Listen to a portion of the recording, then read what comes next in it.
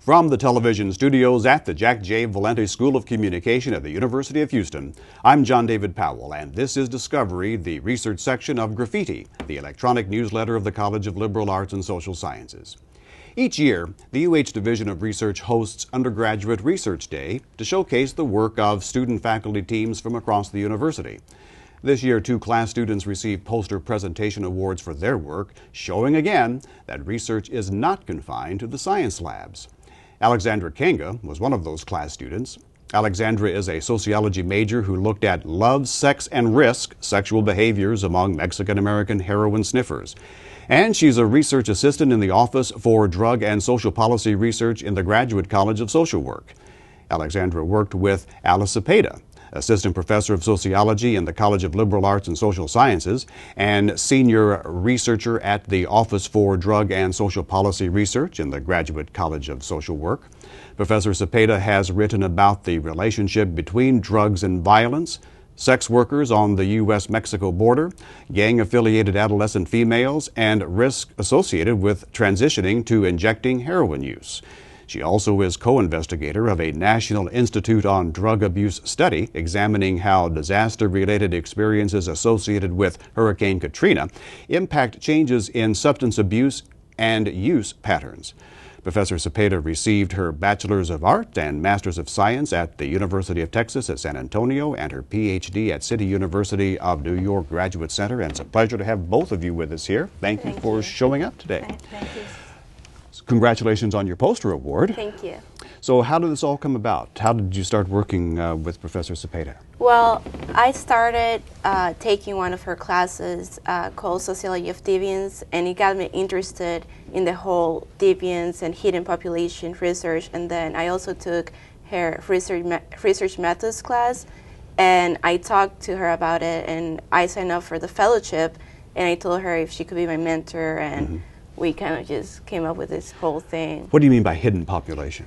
Hidden population, basically, it hasn't been researched a lot, and basically like drug users or sex workers, which is her main thing. So. But yours, I understand, started with a study that you did in her class about UH students. Yes, I started, for her research methods, I did a high-risk sexual behaviors among University of Houston students. And after that, I got so interested in the subject that I went and talked to her about it. So that's basically, my main interest in high-risk sexual behaviors, because it has to do a lot with health, STDs, HIV, which anybody can be affected by. So that's my main thing. Okay, well, that begs the question, what did you find out about what's going on campus? With the research that I did, the time was so limited that I really didn't have a big sample, so we didn't have any significant findings. But if I took it further, if I could redo the research again, I would probably find significant findings. But the one that I did for class, I think that the sample was so small that it wasn't really significant. So it wasn't worth coming up with a preliminary... Well, I learned a lot from it, and I used that in my fellowship that I did with her. So it actually helped me do my research in the summer.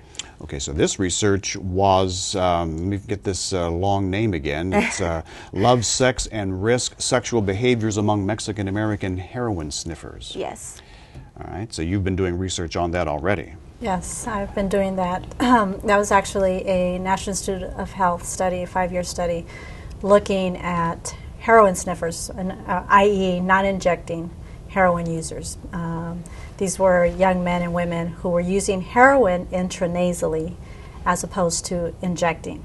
Okay. And so we were interested in looking at some of the factors that would cause these individuals to transition to injecting drug use. So it was actually a prospective cohort study. In other words, we did baseline interviews, and then we did 2 follow-ups at 6-month intervals. So we followed up a cohort sample of 300 male and female. And this was over in San Antonio? And this was done in San Antonio. Okay.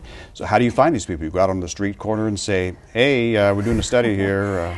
It gets a little more complicated than that, and that's something that we actually tried to expose students like Alexandra to the whole sampling process, all of the methodologies involved in doing studies with populations such as this. Well, how do you get people involved? You had 300. We had 300. We had a sample of 300. How do you find 300 heroin sniffing users in San Antonio? We got to remember that this was actually funded through NIH, and we had a pretty large budget to be able to hire 2 full-time outreach workers, field workers.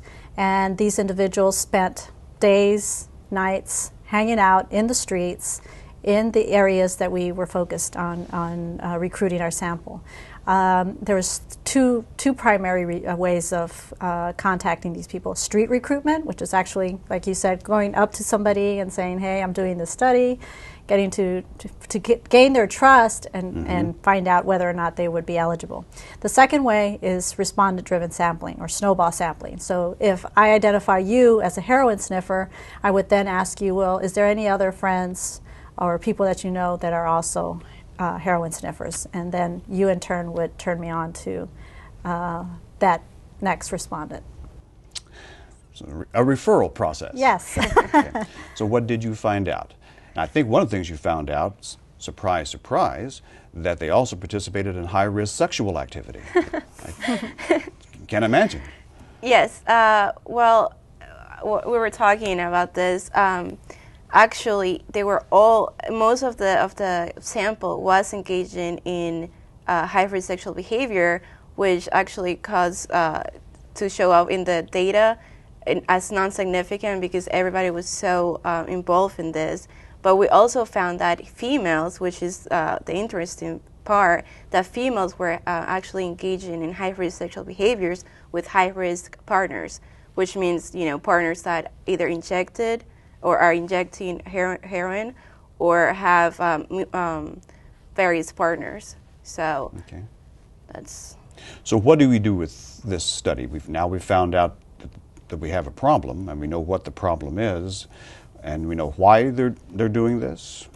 Yeah, and that's something that the main purpose of the study was to look at the influence social networks have on the actual behavior of these drug users. So in other words, people that they engage in sexual behavior with, people that they engage in drug use with, their social people that they go for advice for. So these we identify as networks. So we wanted to find out whether the influence of these networks are actually a predictor in these individuals engaging in high-risk sexual behavior or engaging in high-risk drug use behavior, because we know that once the individual transitions to injecting drug use, they're more prone to or susceptible to becoming HIV infected or having sexually transmitted infections.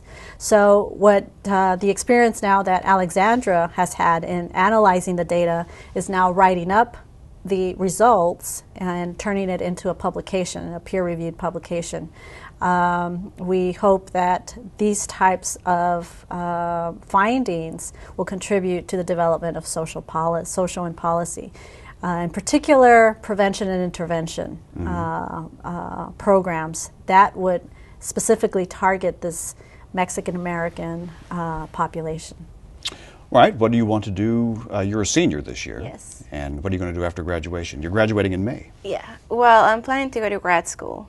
Okay. So that's the main thing. I have to take my year E and go through all that process, but hopefully that's what I'll be doing for the rest of my life, just research, and I really like it, so yeah. Well, good. Well, congratulations. Thank you. And hope all things work out for you.